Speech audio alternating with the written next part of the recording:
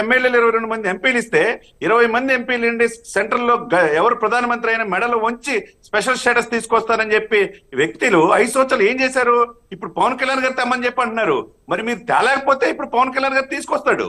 ఇప్పుడు మీరు ఎందుకు తేలాదు? 22 మంది ఎంపీలు, రాజ్యసభలో 30 మంది ఉండే 5 సంవత్సరాలు స్పెషల్ స్టేటస్ తేరు, పోలవరం పూర్తి చేయరు, రాజధాని ఎక్కడుందో క్లారిటీ ఉండదు, డిఎస్సి ఉండదు, తీర ప్రాంతం ఉండి ఇండస్ట్రీస్ తీసుకురారు, మధ్య వేర్లేకపోతుంది, రోడ్లు ఉండవు.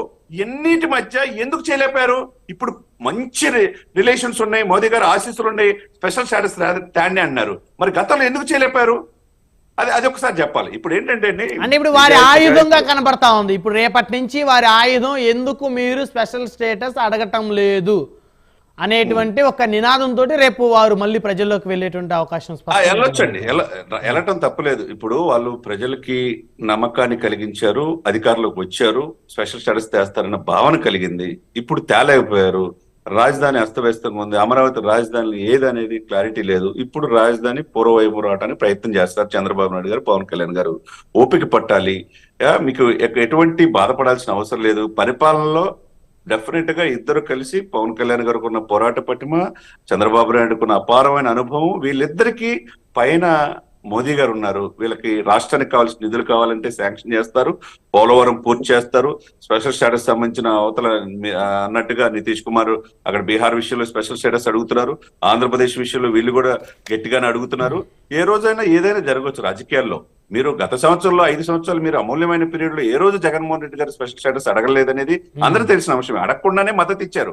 ఇచ్చినప్పుడు అసలు రాష్ట్రానికి కావాల్సిన సమస్యలు ఎందుకు లేవనెత్తలేపారు పార్లమెంట్ లో? ఆంధ్రప్రదేశ్ ప్రజలు అనుకున్నారు, ఇప్పుడు కాదు అని చెప్పి అన్నారు. ఇక్కడ ఏంటి ఇక్కడ విషయం? ప్రజలు మ్యాండేటరీ స్పష్టమైన మెజార్టీ ఇచ్చారు, చిన్న చితక మెజార్టీ ఇవ్వాల. మీరు నేర్చుకోండి, తప్పులు సరిదిద్దుకోమన్నారు. ఇప్పుడేమో ఈవీఎంలు ఇచ్చేసి ఏదో సింగపూర్ లో జరిగింది, లోకేష్ చేశాడు, అది ఇది అన్నారు. ఎందుకు ఇవన్నీ? తప్పు అయిపోయింది, ప్రజలు మమ్మల్ని కాదన్నారు, మేము ఏదైతే తప్పు జరిగిందో ప్రజల దగ్గరికి వెళ్ళి మళ్ళా పరిపాలన దిశగా అంటే అవకాశం ఉంది. జగన్మోహన్ రెడ్డి గారు కూడా వయసు ఎక్కువ కాదు కదా సార్. ప్రజల్లో తప్పు జరిగిపోయింది, మిమ్మల్ని మ్యాచ్ కాలేకపోయాము, తప్పులు సరిదిద్దుకుంటామని భావన ఉండాలి. కానీ ఈవీఎంలో ఇది జరిగిందని చెప్పిన గతంలో 150 సీట్లు ఇచ్చిన బ్రహ్మనాయుడు గారు. అవును, అప్పుడు పెద్ద ఎత్తున జరిగింది. ఇదేంటి 151 ఎలా వచ్చాయి? ప్రతిపక్షం ఎంత బలంగా ఉంది, జనసేనకి ఎంత ఓట్ బ్యాంక్ ఉంది, అసలు ఈయనకి ఎలా వచ్చాయి అనేది చర్చ జరిగింది. అప్పుడు అది ఎలా జరిగిందో ఇది అలా జరిగింది.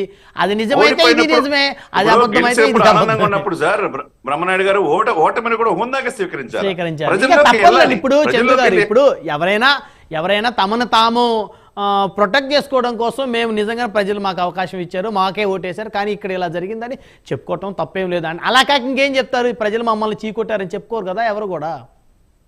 ఇక్కడ ఏంటంటే అంటే జగన్మోహన్ రెడ్డి గారిని మనం ఏమి వేధించాల్సిన అవసరం లేదు. పాలసీ పాయింట్ ఆఫ్ వ్యూలో ఆయన పాయింట్ ఆఫ్ వ్యూ బటన్ నొక్కారు, నాకు ఓట్లు రాలేదనేది బాధ ఉంటదండి, అది కాదనలేండి. కానీ ఎక్కడ తప్పు జరిగింది, ఎందుకు రాష్ట్రానికి పూర్తిగా న్యాయం చేయలేకపోయిన భావన అక్కడ జగన్మోహన్ రెడ్డి గారితో పాటు మంత్రులకు ఉండాలి, ఆ వైసీపీ క్యాడర్కు ఉండాలి. ఓన్లీ వ్యక్తిగత హనం చేసేసి కూటమి రాకూడదు, ఈ 3 పార్టీలు కలవకూడదు, వీళ్ళని ఎలా అయినా ఇచ్చేయాలి, మళ్ళా మేము 10 సంవత్సరాలు రాజకీయం చేద్దామని వచ్చారు. వచ్చింది 5 సంవత్సరాలకు పరిమితం ప్రజలు చేశారు. 30 సంవత్సరాలు ముఖ్యమంత్రిగా ఉండాలని ఉంది, 30 సంవత్సరాలు ముఖ్యమంత్రిగా ఉండాలని ఉంది. ఆ తర్వాత మా నాన్నగారి ఫోటో పక్కన నా ఫోటో మీరు పెట్టుకోవాలని చెప్పినటువంటి జగన్మోహన్ రెడ్డి గారి కళ 5 సంవత్సరాలకే ఈ రోజు ఆ కళగా మిగిలిపోయింది. సరే, ఇక్కడ బ్రహ్మనాయుడు గారు మీరు చెప్పిన పాయింట్ ఆఫ్ వ్యూ ఓకే.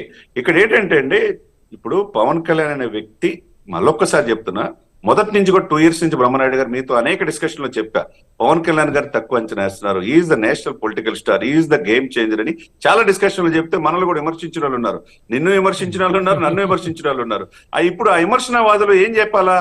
ఇప్పుడు ఆయన చింత రాజశేఖర్ అరమేశ్వరం తీసుకుంటున్నారు, ఎందుకంటే మీరు స్టూడియోలో తీసుకురారు? ఆయన ఫోన్ కూడా అధికారంలో వస్తే అని చెప్పి అన్నారు. ఎందుకు ఈ ఛాలెంజ్ ఎందుకు సార్? అనవసరంగా ట్రై చేశాను, మీరు డిస్కషన్ నుండి ఆయన ఆత్మీయం తీసేసుకుంటారా? ఆయన ఎక్కడున్నాడు సార్ ఇప్పుడు చింత రాజశేఖర్? ఫోన్ చేయనా చందు గారు?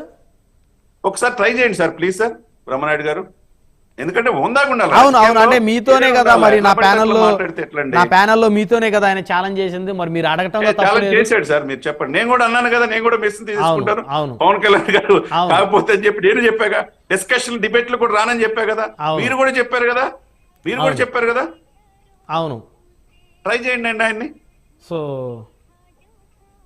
సారీ సార్, ఆయన కాల్ లిఫ్ట్ చేసే పరిస్థితిలో లేనట్లున్నాడు. సరే, ఇక్కడ ఇక్కడ ఏంటంటే సార్, ఆయన ఫోన్ ఇక్కడ ఏంటంటే తీయట్లేదు చందు గారు, మరి నేనేం చేయను. గాయం తగిలిన గాయం మీద మీరు మెత్తగా మీరు టించర్ వేస్తున్నారు సార్. అదే వదిలేసి సార్, వాళ్ళు ఇప్పుడు కొన్ని రోజులు- ఆయన ఆ రోజు ప్రముఖ కొన్ని అనలిస్ట్ గా రోజులు ఉన్నటువంటి వదిలేండి సార్. చింతా రాజశేఖర్ గారు ఇక్కడ ఇదే ప్యానల్లో చందు గారు చింత గారు ఇద్దరు డిస్కషన్ అప్పుడు ఆయన కూటమి అధికారులకు ఎట్టి పరిస్థితులు రాదు, వస్తే నేను హాఫ్ మీసం దించుకుంటాను, అరగుండు చేయించుకుంటాను అని చెప్పేసి ఛాలెంజింగ్స్ ఇద్దరు చేసుకున్నారు. బట్ ఏదైతే ఆఫ్టర్ రిజల్ట్స్ తర్వాత ఇదే ప్యానల్ డిస్కస్ చేద్దాం అనుకున్నాం. బట్ ఆయన ఎన్నిసార్లు డిబేట్కి రమ్మన్నప్పటికీ కూడా రావడానికి ఇష్టపడలేదు. బట్ నేనేం చేయలేను కదా, సో రమ్మని అడగటం వరకే మనము, రానప్పుడు వారిని బలవంతంగా తీసుకుని ఆయనే కదలండి సార్ పాపము. ఆల్మోస్ట్ వైసీపీ నాయకుల పరిస్థితి అంతా అట్లే ఉంది.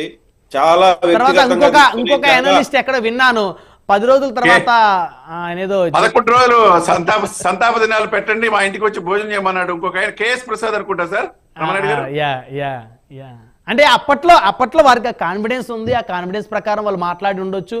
బహుశా ఇప్పుడు వారిని మనం ఖచ్చితంగా వారిని అంటే దాన్ని ఏమంటారు, సో వారిని ఇంకా బాధ పెట్టకూడదు, ఇబ్బంది పెట్టకూడదు, వదిలేయటమే.